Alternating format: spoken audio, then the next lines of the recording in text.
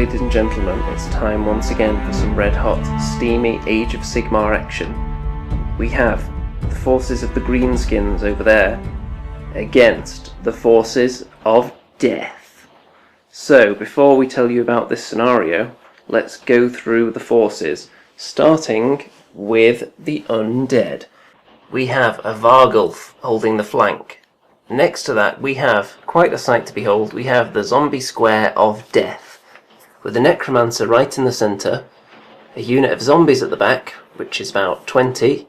We have a unit of skeleton spearmen within the square, hoping to poke through the crevices with their spears, and then we have a unit of zombies surrounding it, tailing off in two directions there at the side, with a corpse cart behind to buff them up. So that is going to be quite tough to crack. Next to them we have 2 fellbats, 6 crypt horrors, and a mortis engine. Very spooky. We have a vampire out in the middle of the battlefield on his own. Next to him we have some black knights, 10 to be precise, and then all the way over on this flank we have 5 dire wolves all on their own. It should also be pointed out that the corpse cart has the unholy lodestone and the mortis engine has the reliquary. Now let's head over to the greenskin side. Okay, General Steelguts, what have you got for us tonight? Alright, ladies and gentlemen, it's Remington's War, the first outing of these brutal orcs. So I've got some orc boar boys over here with the bonsai standard. I've got Mangler Squig. I've got a little goblin shaman there, might be doing some sneaky stabbing. Then I've got a doom diver, nicely painted there. Over here I've got a unit of 6 river trolls, and behind them just got some normal orc boys, 15 of them. And next to them we have the infamous snotling pump wagon with a few extra attributes such as a go faster flag and some sharp rimmings, shall we call them. You certainly do. They might even have some mushrooms, poisonous mushroom spores to throw as well. We've got some awesome night goblin squig hoppers, which you never see. So Remington's brought them out, and let's see how they do in this battle, hopping over the table to meet death in the eye. Behind them, we have some cave squigs, poked around from behind by some night goblin handlers. And next to them, we have the almighty Ashhag the Slaughterer, who is basically the wicked orc king on top of a wyvern. So he's got some nasty rules. Then we've got just 5 black orcs. Bear in mind they've got 2 wounds now. And behind those we have 10 savage orcs with, I'm going to give them 2 hand weapons, and of course we've got the big stabber there. And they have war paint, which gives them a 6-up stave against mortal wounds and normal wounds. There we go. Right then, so the battle lines have been drawn, and we should probably point out exactly what the scenario entails. So, you may have noticed when the camera was panning around, there is a giant squig in this little swamp over here. There is a giant spider camouflaged in the ruins there. And there is a rather eerie looking dwarf statue under that stone archway. So, what's happened here is that these 2 armies, as they were meeting head on, they realise that they're actually about to do battle over an ancient burial ground where lots and lots of evil spirits are contained within the earth. So it's quite a magical area. So first of all, this giant creature could potentially spit at you if you go near it. The spider could potentially leap from its web and take a chunk out of you, drag you back to your death, if you go near that. And the dwarven statue, imbued with all these negative waves flowing around underneath the earth, could come to life and chop your head off if you go near that. So at the start of each turn, we're going to roll randomly to determine which one of these magical beings springs into action and attacks. In addition to that, all the terrain features have been rolled for on the mysterious table. So down here, the swamp, despite the presence of the giant squig, is inspiring, so +1 to bravery.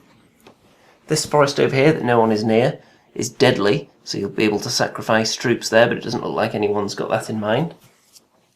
The ruins containing the spider are sinister, so you'll cause fear if you're in there. And these two pieces of terrain, this forest here and the archway with the dwarven statue, are both mystical, so you could become befuddled, or more likely you'll become ensorcelled and become better in combat, rather than just becoming confused. Also, it should be pointed out that because the undead have a lot more models than the greenskins, if the necromancer is killed, that will trigger sudden death and they will win immediately. So, we're going to go away and see who goes first, and then we'll get back to you at the end of their turn. Orc and Goblin turn 1. So obviously they went first.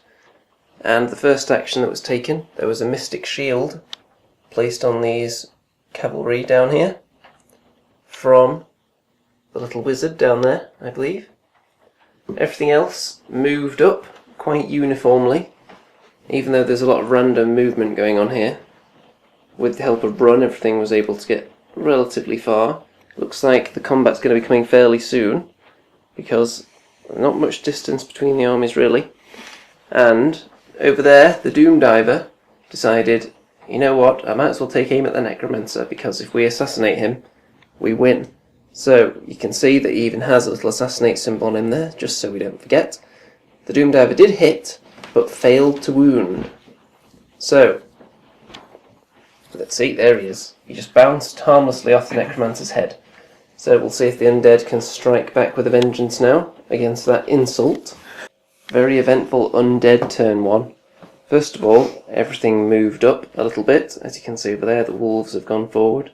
The mortis engine, crypt horrors, the big zombie and skeleton square protecting the necromancer. And the bats have moved over here.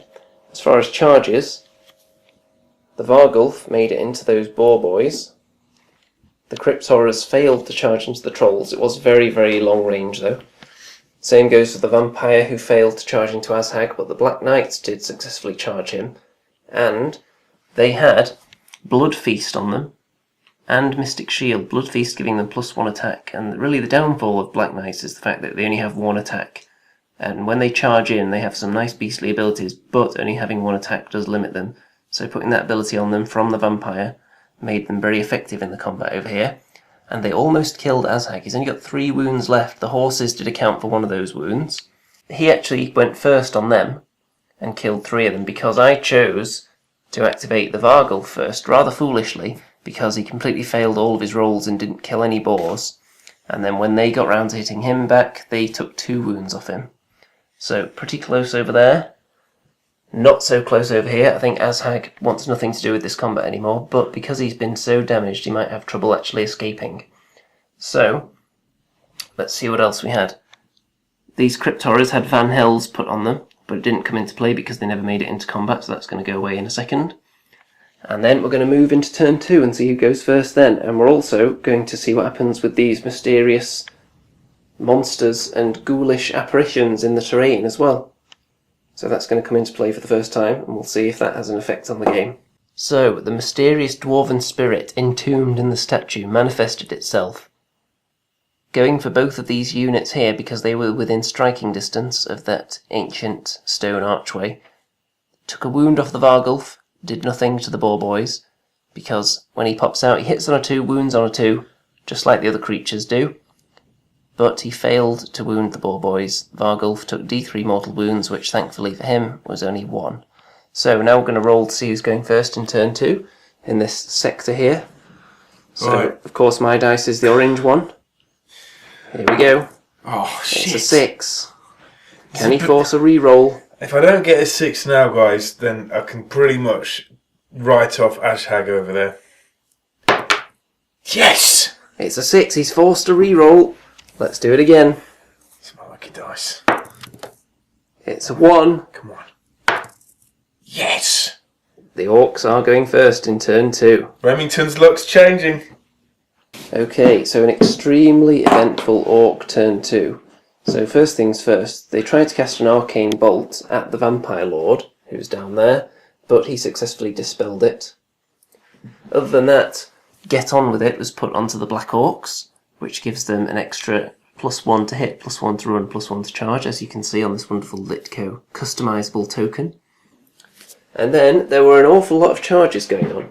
So into the Black Knights went the Savage Orcs, the Black Orcs, and the Squig Hoppers, as Azhag wisely moved away, with only a couple of wounds remaining. Over here, the Trolls failed to charge the Crypt Horrors after moving up.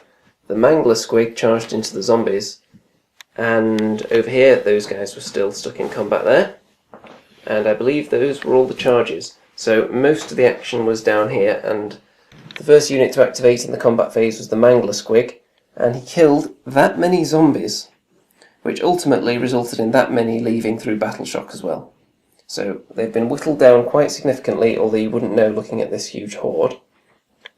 Then the Black Knights went up next because they thought maybe they're about to be totally butchered by all these units surrounding them, and they managed to kill a Fanatic that had run towards them menacingly. They killed a couple of Savage Orcs and a Squig Hopper, and 2 more of them run away from Battle Shock ultimately.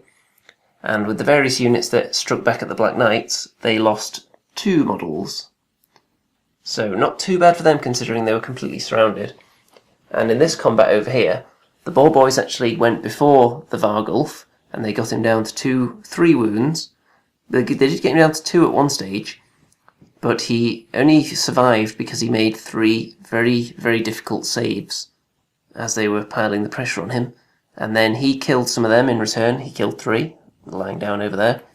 So because of his ability, he get D3 wounds back at the end of the turn, so he's back up to 3. And with the Battle Shock, both the remaining Boar Boys had had enough. And I think you'd have enough too if you're facing off against this guy in a battle to the death. So all the Boar Boys are gone, so this flank crumbling a little bit for the Orcs. And then in the middle here, the Zombies, because there were so many of them when they got to attack, then they were doing significant damage to the Mangler. They got him down to 2 wounds with the help of the Skeleton Spearmen behind as well. So that was pretty tasty. Even though the Zombies were wounding on 6, I think they got 5 wounds through on him. So very good job by the Zombies and the Skeletons there. So we're going to move on to the Undead turn 2. And I'm thinking I could get some serious damage in this turn. And then if I get the first go at turn 3 as well, that could be quite juicy. So we'll have to see how that turns out. Undead turn 2, another very, very eventful turn. So first things first, in the hero phase, the Mortis Engine's Wail of Death pulsed out, and I believe it killed a single Black Orc. So that wasn't bad. And then, down here, the Vampire put his Blood Feast ability, also a Mystic Shield onto the Crypt Horrors in anticipation of them charging into the Trolls. The Necromancer used his abilities to cast a spell and bring up some extra zombies who then joined this unit. And it really all came down to the combat phase because there was a lot of charging going on. Over here, the Mortis Engine and the Vampire joined in the fight by charging into the Black Orcs. The Dire Wolves charged into Azhag over there. Over on this side, the Crypt Horrors charged into the Trolls. Over here there was some movement because the Fellbats flew over in that direction towards the Doom Diver, hoping to eat him next time. However, unfortunately, Mr. Vargulf was befuddled. He was so confused by these ruins, by this archway and the dwarf statue, that he decided to just stand completely still for a turn, which was very nice. In the combat phase, it's going to be a struggle remembering the order that everything went in because there's so much stuff. But I have a sneaking suspicion that the Crypt Horrors went first. Yep, they definitely did. I can remember it clear as day. So, the Crypt Horrors, with a lot of attacks because of Blood Feast on them, they managed to kill an entire troll and wound another one. Got him down to 1 wound, in fact. And then after that, I believe the Black Orcs realised they were about to die, so they put a wound onto the Vampire in a preemptive strike. At which point, the Wolves decided they would have a nibble at Azhag, but they couldn't kill him. They did take him down to 2 wounds though, which is the threshold for his lowest potency, so that's nice. And then after that, it didn't make a huge difference who attacked first. So, in this little mess here, the Savage Orcs and the Black Orcs and the Squig Hoppers, their combined might, I don't think the Black Orcs attacked the Knights actually, but the rest of those units managed to kill 4 Black Knights, which was quite nice for them. The Vampire and the Mortis Engine, who had come steaming in this turn, killed off all but 1 of the Black Orcs, who miraculously passed his battle shock test as well, even though he's the only one left. And the Black Knights did a couple of casualties on the Savage Orcs. Over here, when the Trolls struck back at the Crypt Horrors, they killed one and did 2 wounds to another. And down here, the Mangler munched on that many skeletons, 8 of them, and with their battle shock test they lost a further 4. And in retaliation, the zombies and the skeletons failed to do any damage to the Mangler. Because they've been knocked down in their numbers now, these undead units, they're not quite as deadly. They're losing attacks and they're losing +1s to hit and so on as they drop in numbers. So we're seeing a decline in their abilities. And at this point I've realised that because there's so much stuff going on, I'm going to start recapping in the middle of the turn, I think. Like between phases, because it's getting a little bit silly with all these billions of units. So it's quite difficult to follow what's going on. So we'll correct that from turn 3. And now we're going to go away and we're going to resolve which of these horrible creatures around the battlefield is going to activate. If it's the spider in the middle, it's going to be quite bad for everything around here. So we'll get back to you with the result of that. So we rolled to randomly determine which creature sprung to life, and it seems the magical energy is very strong over here because the dwarf statue came to life momentarily and struck near fatal blows on the Fellbats, cutting off one of their wings, so he's taken 2 wounds, and the Vargulf, who has taken a further wound, so he's only on 2 now. So he's not looking quite so dangerous. But really, all these units just got away with murder because there are a lot of units within range of this central ruin who would have been in serious jeopardy. Not too many worrying about him, but he has a longer range because he spits squigs out of his mouth. So, we're going to have a live roll to see who's going first in turn 3. Right here, of course mine is the orange. So, here we go. It's Remington. a 3. It's a 2. Oh, so shit. that means the undead are going first in turn 3. That could be crucial. Damn it. He was just checking to see if his It speckled dice actually was actually a 2 I or thought a it was 3. a 3. No, it's a 2. It is a 2.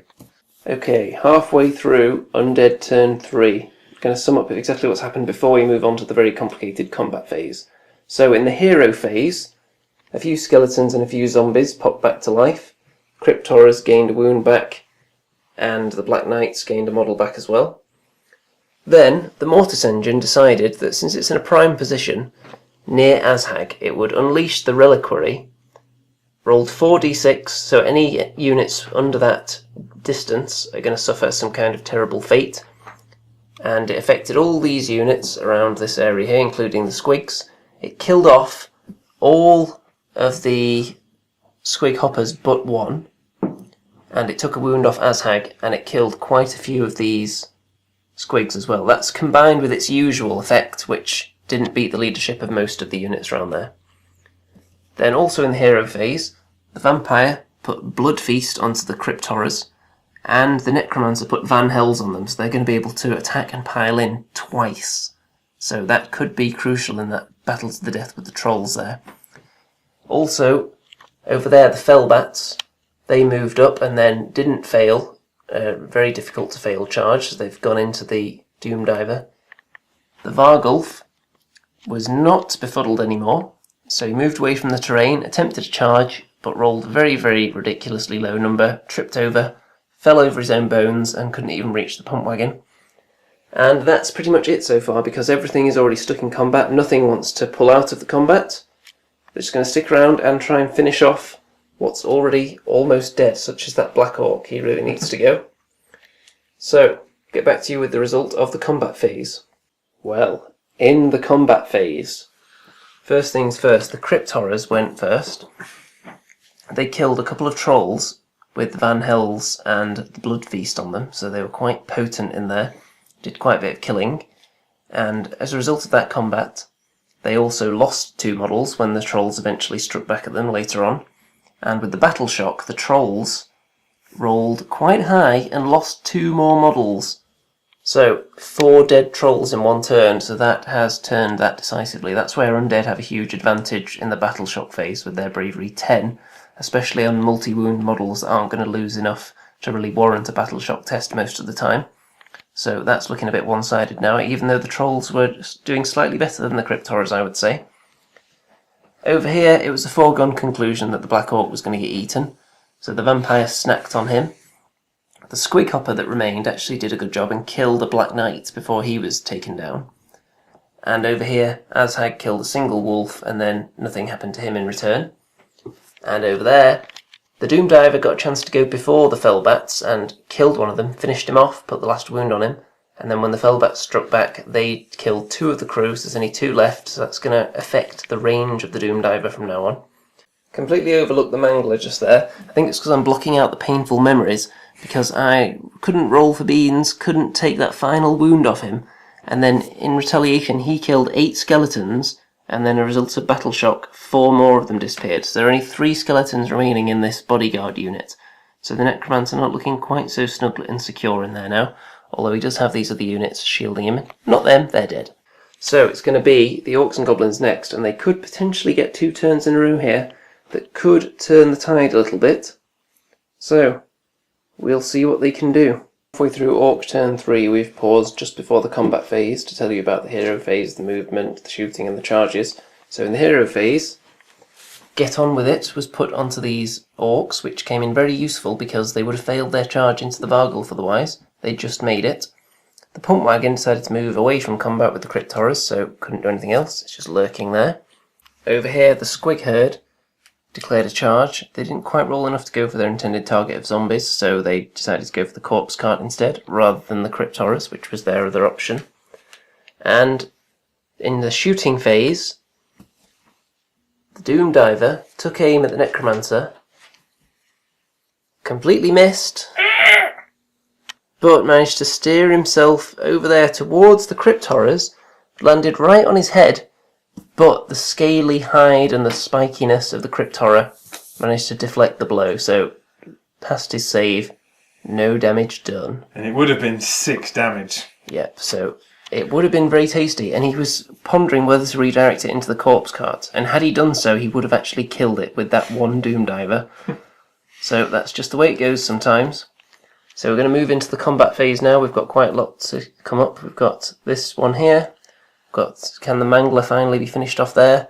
Got all those Orcs on the Vargulf, and the fight to the death between Azhag and the Wolves is still going on. He got an arcane bolt off and shot a Fellbat. Oh yeah, he did. Put a wound on that Fellbat. D3 wounds, but only rolled a 1, so he's down to his last wound, that bat. So he will have a chance to swing at that Doomdiver and try and finish it off, possibly.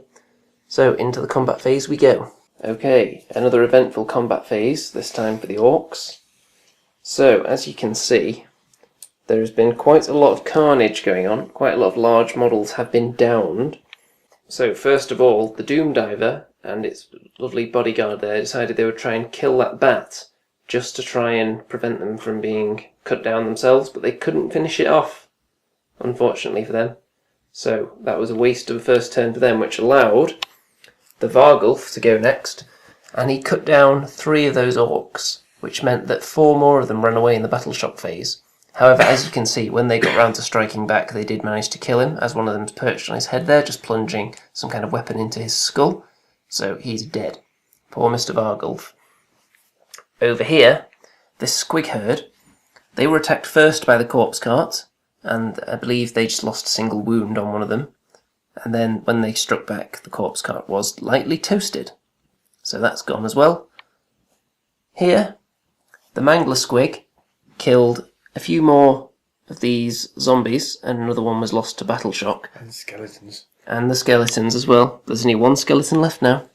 But the zombies, when they struck back at the Mangler Squig, they did kill him. So he is actually dead, but then with his death throws, he managed to kill a few more zombies, put 3 wounds on the Necromancer, and couldn't kill off enough of these skeletons. So, Necromancer down to 2, Mangler Squig is gone, so it's just the formality of removing the model. And in this fight here, the Crypt Horrors were struck first by the Troll, and the Troll managed to kill one of them. So, there he is over there. When the Crypt Horrors struck back, they managed to do quite a lot of damage, and he had to make 3 saves, and he made all of them. So no damage done to the Troll in that turn. And then, the main event as far as I'm concerned. Over here, the Dire Wolves finished off Azhag the Slaughterer before he even got to strike. How embarrassing for him, killed by a lowly wolf. So, we're just going to finish off the end of turn stuff, and then we'll be back to see who rolls first for turn 4. So the magical energies flowing through the battlefield granted this giant swamp squig the ability to spit into all these undead units here, and it put 2 mortal wounds on the vampire, failing to do anything to the Mortis Engine or the Black Knights. So, now this could be quite crucial. We're going to roll to see who's going to get the first crack at turn 4. Who's it going to be? Come on, Remington. Oh, I've only got 2. Yes! And it's a 4. It's going to be the Orcs going first in turn 4. 2 Orc turns in a row. He's dead. Yes, he is dead. He shouldn't be there. Partway through Orc turn 4, just before the combat phase, and pretty much everything is converging on this area here. The Squig Herd, the Orc Boys, the Pump Wagon, everything is going straight for this big bunker, trying to get it down and finish off that Necromancer before the reinforcements inevitably come in from over there, the Knights and so on. The Doom Diver had a very sneaky plan, aiming to fire at the Crypt Horrors, which were within range, hoping for a miss, so he could then redirect it onto the Necromancer. But it did actually hit for once, and it finished off that Crypt Horror, so he's dead. And that's pretty much everything, because the only spell was an attempt at an Arcane Bolt at the Necromancer, but he dispelled it because the roll wasn't particularly high. So, the combat phase, if they can chew through this zombie unit, they're well on their way to getting into the Necromancer. Let's see if they can do it.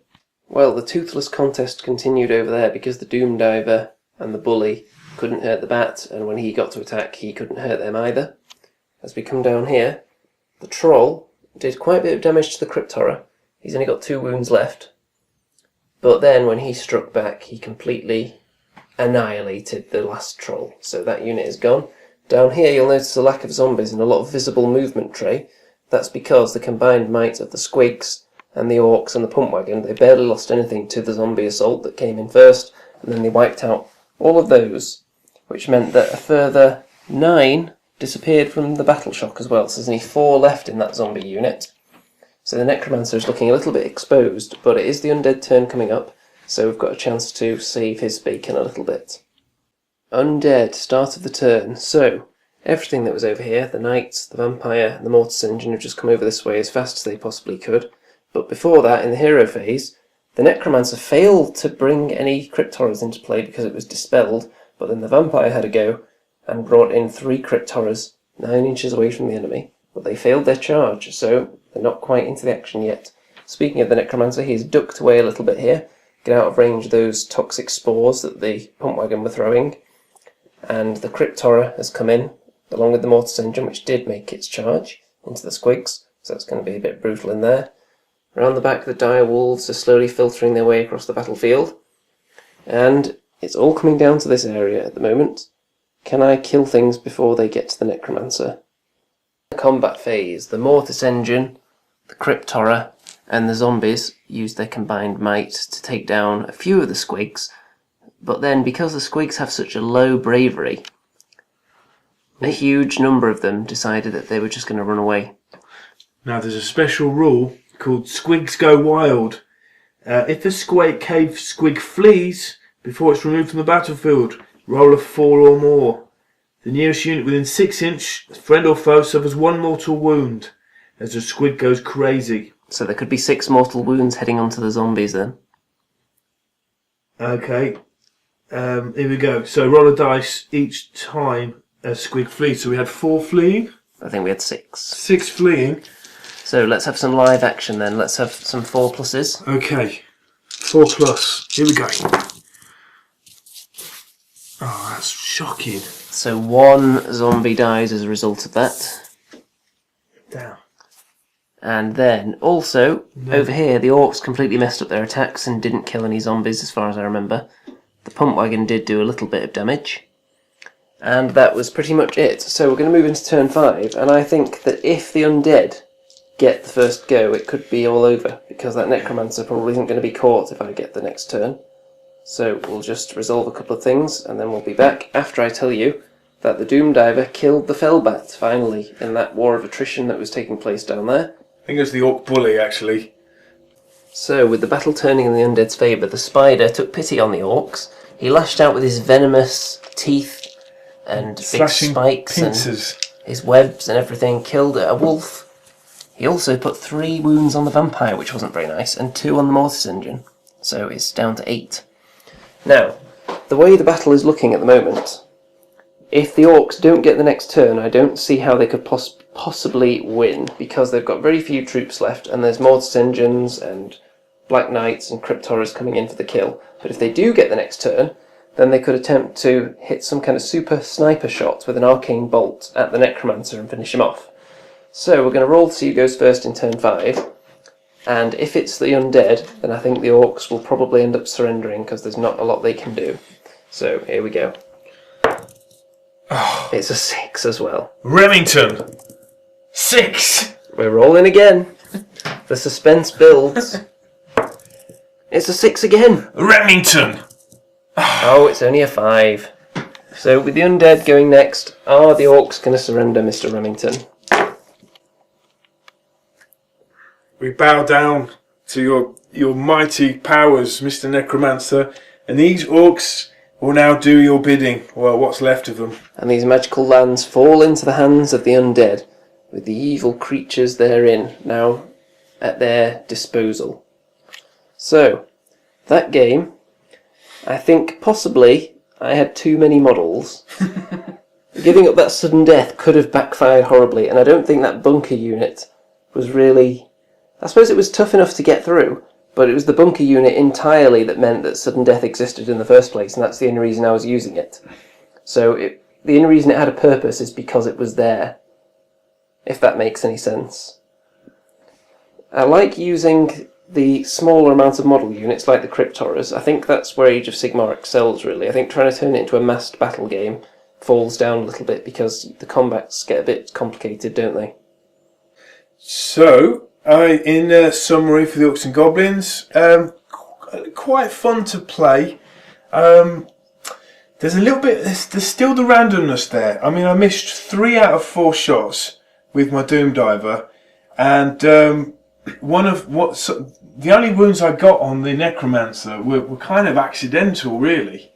I can't remember how I got him wounded. It was the Mangler Squig, which was the VIP of the Orcs and Goblins. He just stayed there, and if he'd have just got some support, he might have chewed his way through to the Necromancer.